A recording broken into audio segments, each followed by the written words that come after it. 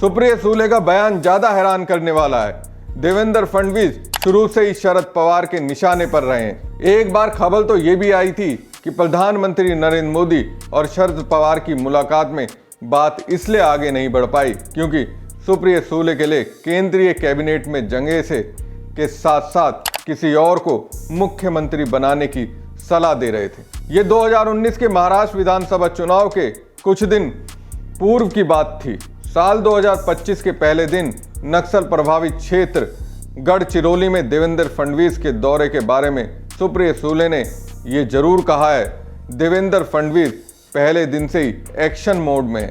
ऐसा लगता है वो अकेले हैं जो सक्रिय होकर काम कर रहे हैं, कोई अन्य मंत्री एक्टिव नहीं है।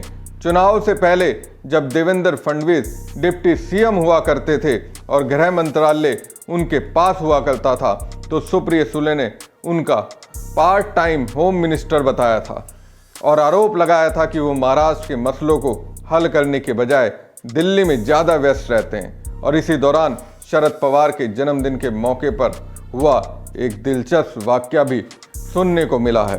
बताते हैं कि शरद पवार को बर्थडे की बधाई देने 12 दिसंबर को अजीत पवार और प्रफुल्ल पटेल केक लेकर पहुंचे थे और केक पर लिखा था, एक हैं तो सेफ हैं।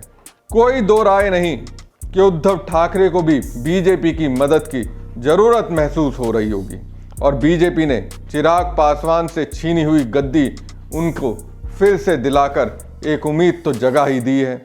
अगर बीजेपी की मेहरबानी हो तो फिर से उद्धव ठाकरे के भी अच्छे दिन लौट सकते हैं। देवा भाऊ अभिनंदन शीर्षक से प्रकाशित सामना के संपादकीय में लिखा गया, मुख्यमंत्री देवेंद्र फडणवीस ने नए साल में काम की शुरुआत की और इसके लिए उन्हें गढ़चिरौली जिले को चुना। जब मंत्रिमंडल के कई मंत्री मलाईदार महकमों और विशेष जिले के ही पालक मंत्री के पद के लिए अड़े हुए बैठे थे, सामना लिखता है, जब पूरा देश नए साल के स्वागत और जश्न में मग्न था तब मुख्यमंत्री फडणवीस ने साल का पहला दिन गढ़चिरौली में बिताया। सिर्फ बिताए नहीं बल्कि कई विकास परियोजनाओं का भूमि पूजन उद्घाटन किया, कुछ परियोजना का लोकार्पण भी किया। उन्होंने गढ़चिरौली के विकास के नए दौर का हवाला दिया। अगर मुख्यमंत्री ने जो कहा वो सच है तो ये न केवल गढ़चिरौली बल्कि कहना होगा कि पूरे महाराष्ट्र के लिए सकारात्मक होगा।